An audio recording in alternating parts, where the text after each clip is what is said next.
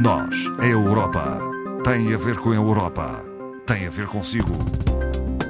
À sexta, uma reflexão sobre a atualidade europeia. Nós, a Europa, de volta, hoje como interlocutor Marco Teles, do Europe Direct Madeira. Boa tarde. Boa tarde, Marta. Marco Teles, vamos desde já deixar o convite aos nossos ouvintes, que sempre reiteramos, de envio de questões para noseuropa@rtp.pt. Estaremos aqui para responder, caso seja necessário, naturalmente. Questões, reclamações ou outras complicações, respondemos, claro. Comecemos por falar do chamado Certificado Verde Digital. A Comissão Europeia apresentou esta quarta-feira a proposta para a criação deste certificado, antes muito falado como o passaporte. Exato. É algo que até de resto já tínhamos falado cá, em anteriores programas. Dividia um pouco as opiniões, mesmo ao nível do Parlamento Europeu, recordo-me, havia muitos deputados favoráveis à ideia, outros que se opunham precisamente pela ideia deste que se falava inicialmente passaporte, criar alguma discriminação. Portanto, não é esta a proposta, é um pouco diferente. Não é a intenção também da Comissão. Não é também de modo algum a intenção. Portanto, a ideia é criar aqui um certificado verde digital que possa ser utilizado, no fundo, nas fronteiras e facilitar, no fundo, a liberdade de circulação. E isto fará com que o portador desse certificado esteja, de certa forma, isento dos pormenores das testagens, da quarentena obrigatória, que são exigidas muitas das vezes por alguns Estados-membros. Uma das coisas que a Comissão deixou bem clara é que este certificado não pode, de maneira alguma, ser exigido como uma pré-condição para o exercício da liberdade de movimentos, ou seja, as pessoas não estão impedidas de viajar e circular no espaço europeu pelo facto de não terem este certificado verde digital. E, portanto, não podem ser impedidos qualquer cidadão de embarcar, seja de que transporte nós estamos a falar, seja aéreo, ferroviário, rodoviário ou marítimo. Portanto, essa é uma salvaguarda importante. Sim. E o que se pretende deste certificado é que ele esteja aprovado, porque agora o Parlamento terá que o aprovar, o Parlamento Europeu e o Conselho da União Europeia. Terão que pronunciar-se. Terão que se pronunciar sobre esta proposta e o ideal é que ela tivesse, ou pelo menos a expectativa é essa, que fique aprovada até finais de maio, junho. Porque estamos a falar precisamente antes da altura de verão. Isto será uma forma também de salvar esta época de verão e, sobretudo, a pensar aqui no setor turístico, relembrando que as quedas em 2020, no conjunto dos 27 países em matéria de alojamento turístico, face a 2019, foram superiores a 50%, havendo mesmo Estados-membros, o caso de Portugal, Chipre, Grécia, Malta, portanto, países que têm uma dependência muito grande do setor turístico. Essa percentagem chegou mesmo a superar os 70%.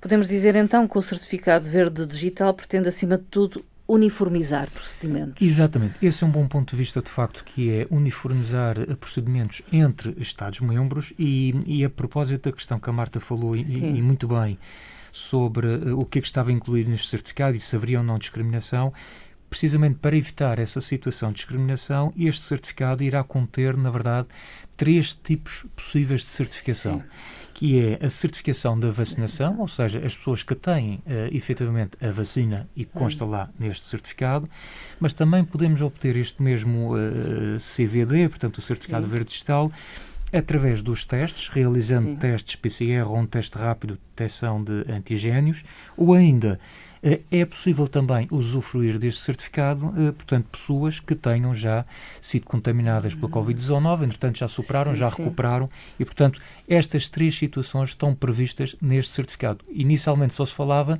de um certificado que era dado a quem tinha a vacina, e, de facto, aí era uma situação, parecia-me, discriminatória. Não é esta a proposta que está em cima da mesa. A emissão destes certificados será em forma digital? Haverá as 2 possibilidades. Portanto, ele será emitido em forma digital e em papel. Portanto, ambas as versões terão um código QR, que aliás está agora muito na moda, contém as informações necessárias, contém também uma assinatura digital, garantindo assim a autenticidade desse mesmo certificado. Por outro lado, também haverá aqui, a Comissão compromete-se a criar um portal que irá apoiar os Estados-membros a desenvolver, no fundo, o software permita às autoridades verificar essas assinaturas digitais que constam destes certificados. São certificados que estão disponíveis nas 24 línguas oficiais de forma gratuita, contendo também o inglês na perspectiva da internacionalização. Portanto, não tem custos para quem o requisita. E não terá custos para quem o cidadão. Exatamente. E, por outro lado, há aqui um aspecto que é importante, é que há para os Estados-membros a obrigatoriedade do reconhecimento deste certificado, mas limitado às vacinas que foram aprovadas pela Agência Europeia do Medicamento. Quer isto dizer que o caso daqueles países, estou a pensar no caso de países da Europa de Leste, que estão a vacinar decidiram avançar por sua conta, não pela coordenação europeia, com a vacina russa ou chinesa, essas vacinas não estão contempladas neste certificado. No entanto, a Comissão coloca essa possibilidade, que é o Estado-membro pode tomar a sua iniciativa de também aceitar o certificado com esse tipo de vacina que não aquelas que foram indicadas pela Agência Europeia do Medicamento. Ou seja, vamos supor que Portugal entende que, por exemplo, cidadãos europeus que estejam a viajar e que foram vacinados com a tal vacina russa, pode entender, por exemplo, que é válido para o nosso país. Mas a norma, de facto, não é esta. A norma é apenas reconhecer as vacinas que foram indicadas e validadas pela Agência Europeia do Medicamento. Este certificado verde digital será então válido para todos os Estados-membros da União Europeia? Exatamente, ele é válido para os 27, acrescentam os habituais parceiros, a Islândia, Liechtenstein, Noruega e Suíça. E para terminar só esta situação que estamos aqui a falar, a referir que estes certificados não é uma medida para ficar, ou seja, é provisória. É uma situação provisória, a própria Comissão assume desde logo essa situação, é uma medida temporária, tem um caráter temporário e que ficará automaticamente suspensa no dia que a Organização Mundial de Saúde declarar o fim da emergência de saúde pública. Portanto, esperemos todos que seja em breve. Tão breve quanto possível, mas isto será uma situação provisória, portanto nós não vamos ter que nos preocupar no futuro, se Deus quiser, ter que andar-nos a acompanhar deste certificado. E está garantida a proteção de dados dos cidadãos? Sim, obviamente isso é um elemento fundamental que a Comissão nunca iria descurar e, portanto, esse aspecto está perfeitamente assegurado. Entretanto, a Comissão Europeia chegou a acordo com neste caso a BioNTech da Pfizer, para a entrega de um lote adicional de vacinas. É um lote adicional, são 10 milhões de vacinas que foi anunciado esta semana pela Presidente da Comissão, que vão ser antecipadas e, portanto, que vão entrar já no lote do segundo trimestre deste ano, portanto, vão ser depois retiradas àquelas que estavam previstas no terceiro e quarto trimestre. E isto porque foi de resto a própria Presidente da Comissão a reconhecer que este segundo trimestre será crítico para a implementação, portanto, da estratégia de vacinação dos Estados-membros. Eu recordo que há esta intenção assumida por todos de chegarmos até ao fim do verão, até setembro, finais de setembro, e termos 70% dos cidadãos europeus vacinados. Sabemos que tem havido alguns atrasos também na própria produção. Atrasos na produção, na entrega. E, portanto, por um lado, este lote antecipado, claro que vem aqui ajudar um pouco, e por outro lado também pela preocupação que aproxima-se o verão naturalmente, e, portanto, é mais do que previsível que aumente a mobilidade dentro do espaço europeu e, portanto, o avançar rapidamente na questão da vacinação será extremamente importante. Entretanto, uma outra vacina da AstraZeneca viu-se envolvida em alguma polémica. Alguns países suspenderam mesmo a campanha de imunização contra a Covid-19 com esta vacina. Entretanto, já se pronunciou a Agência Europeia do Medicamento. Exatamente. Portanto, não há muito a dizer sobre isso. De facto, só a dizer que foi, digamos, com um retrocesso, mais um atraso no processo de vacinação que se quer rápido. E alarmou as pessoas, os cidadãos. Eu compreendo que tenha alarmado, e a verdade é que foram vários os países, entre eles o nosso, que desde segunda-feira desta semana também suspendeu a aplicação desta vacina. E, portanto, o que fizeram foi aguardar, e bem, por uma posição oficial da Agência Europeia do Medicamento. O que se tem notado é que gradualmente os países já anunciaram que vão retomar o seu processo normal de vacinação, mas eu diria que não ficou realmente, como a Agência Europeia disse, não ficou provada esta relação direta com os problemas de saúde que surgiram de coágulos sanguíneos. E é natural que, à medida que a vacinação vai acontecendo a uma escala cada vez maior, que situações estes casos possam aparecer, exatamente. Mas concordo com a Marta, é perfeitamente natural que cause alguma inquietação junto à população. A verdade é que, por exemplo, em Portugal, a vacinação vai arrancar, inclusive aqui na Madeira, com a AstraZeneca. Também na região, exatamente, portanto, avança e, portanto, terá que ser forçosamente esse o caminho a seguir e nós realmente temos que acreditar aqui na ciência e nas autoridades, neste caso a Autoridade Europeia do Medicamento, autoridades de saúde, que fazem os testes que são necessários e pronto, perseguirmos a estratégia. Na segunda-feira, 15 de março, assinalou-se o Dia Mundial dos Direitos do Consumidor. A pandemia tem tido impacto nos hábitos do consumo? Tem, e a Comissão quis tirar essa situação a limpo e, portanto, realizou um inquérito e os resultados são dentro daquilo que se esperava. Portanto, 71% dos consumidores fizeram compras online em 2020. Isto, honestamente, creio que é uma tendência, obviamente, que decorre da situação pandémica, mas veio para ficar. Naturalmente, acredito que com os desconfinamentos graduais, vamos normalmente outra vez voltar às lojas, mas o hábito do online está aí para durar, para ficar, e, portanto, fica também um alerta ao comércio tradicional, se calhar tentar pensar nesta situação e se modernizar também um pouco. Outra situação é que 81% compraram perto de casa, apoiando o comércio local, também decorrente desta situação, o que é um elemento também bastante positivo.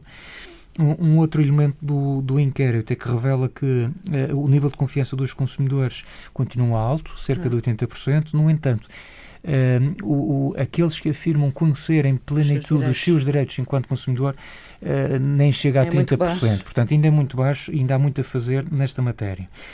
Também deste inquérito sai um dado que tínhamos uma ideia que seria mais ou menos este, é que, em média, 38% dos europeus estão preocupados em pagar as suas contas do mês seguinte. Portanto, a questão financeira tem aqui um peso bastante grande. O que é interessante associado a este número é a diferença ou disparidade que se registra entre os Estados-membros, porque esta preocupação com o pagamento das contas no mês seguinte, em alguns Estados-membros afeta apenas 7% da população, o que é ótimo, não é? Sim. Mas também temos Estados-membros onde essa preocupação atinge 71% da população. Sendo que Portugal está aqui numa situação que também não é a melhor, não é?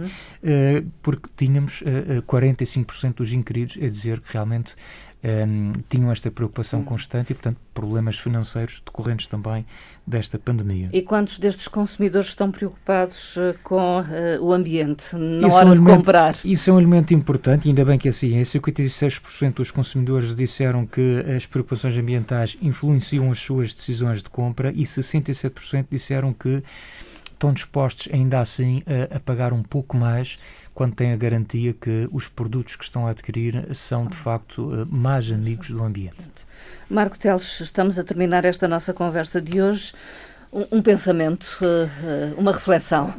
Um pensamento que decorre no fundo de uma frase que achei alguma graça esta semana. Não é hábito trazer aqui frases, normalmente a doutora Ana Rita faz esse papel. Falo sempre.